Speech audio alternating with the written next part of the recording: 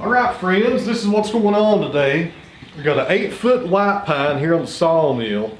It's pretty nasty, it's been on the ground for a while, and I'm going to be sawing this into 1-inch boards, trying to get as wide as I can get out of them. And we'll go over the log measurements here in just a second. I got some water dripping down. That little vent up there leaks water when it rains. I need to get up there and fix that. But anyways guys, one thing I get asked a lot on this channel is how long does it take me to saw up a log? And when I'm not videoing, it doesn't take very long. So today we're going to find out. I'm going to time myself and see how long it takes me to saw up this pine. We'll put one camera back here beside me at the operator side, and I'll put the other camera on the wind chimes. I'm at the drag back arm. So my buddy Brian Harrington on Patreon, he always calls my drag back fingers wind chimes because they kind of make a racket on this bed rail here. So we're going to refer to the drag back arms from now on as wind chimes. So we'll hang the GoPro on the wind chimes.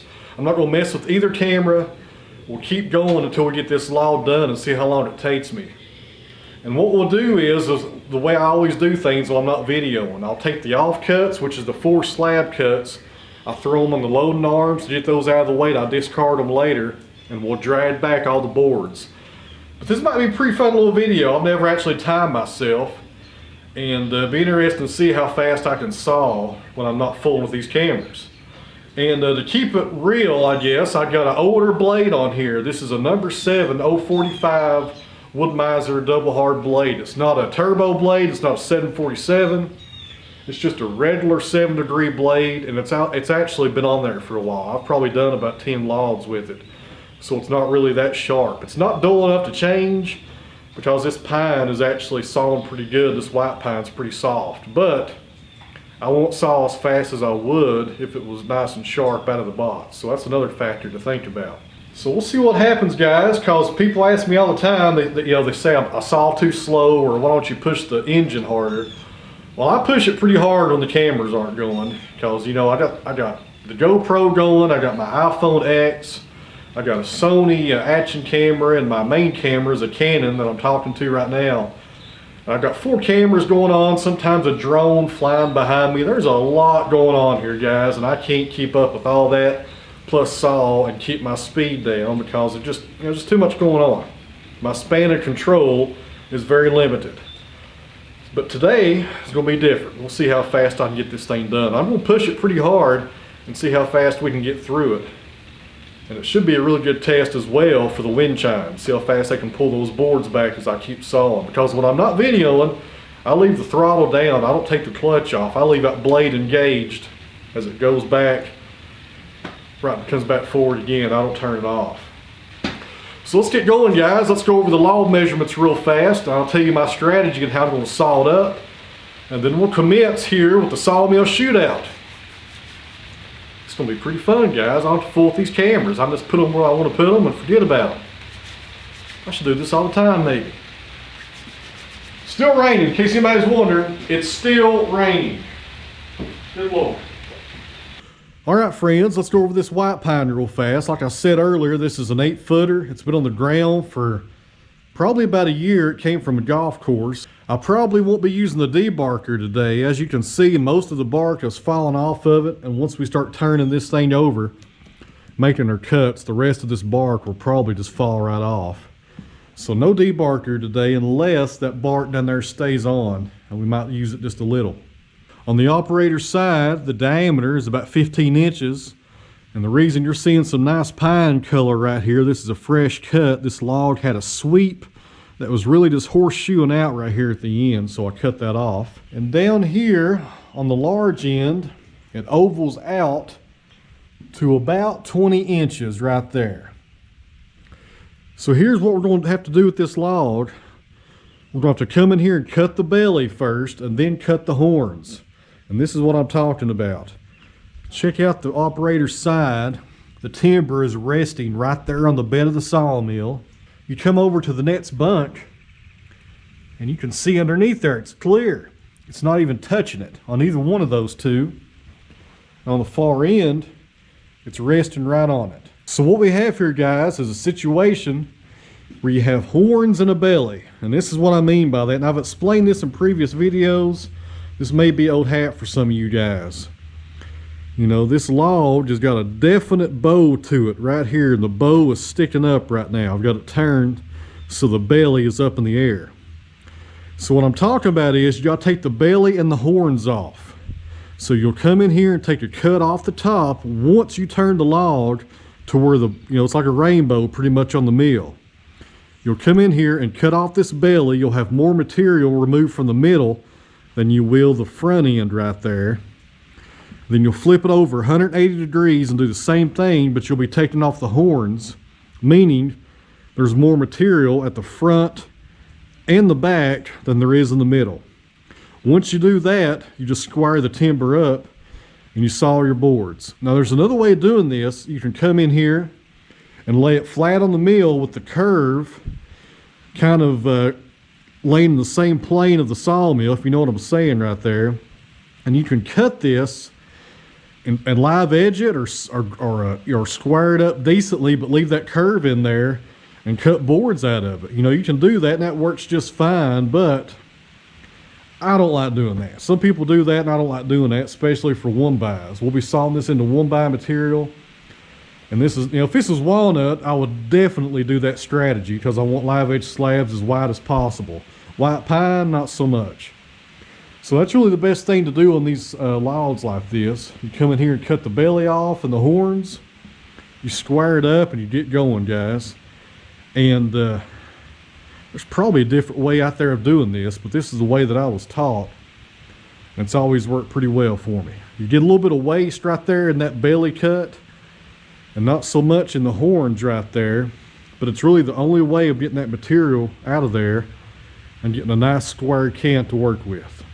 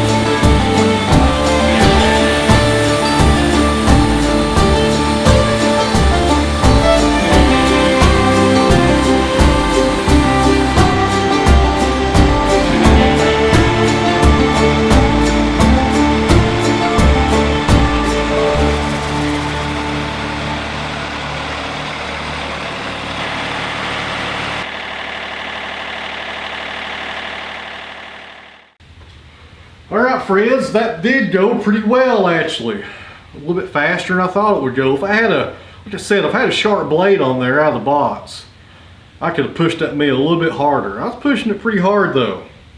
So these are 1x12s. This bottom board right here is a 2x, but we're going to call that a 1x because there's a lot of wane on this side. And I wish now, if I'd have saw this end over here, I wish I'd have went ahead and sawed on down through it.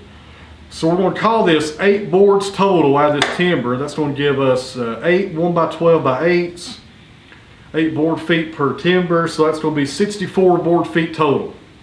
Not too bad out of that log, not too bad at all. And it's some really nice wood, limited knots up here, not too bad. I had 2 things that slowed me down. Now, the first thing is I lost tension twice on the blade. And I lost it by about 20 pounds. And I'm not sure why. That blade's been on there for a good while. And before I even started sawing, I started the timer.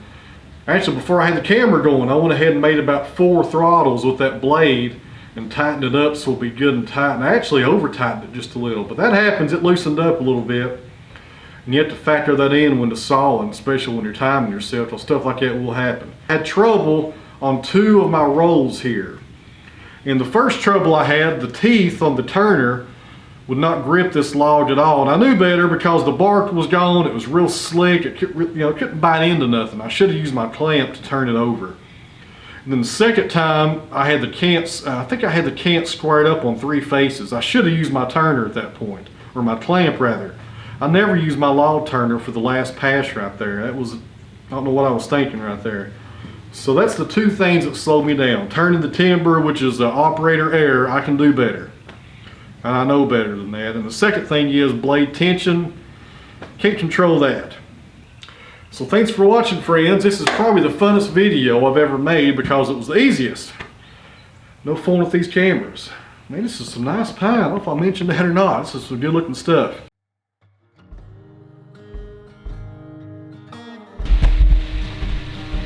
Move this camera around.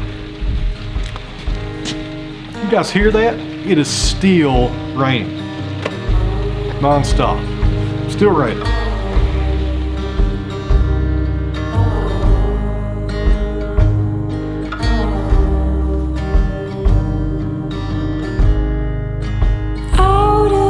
Darkness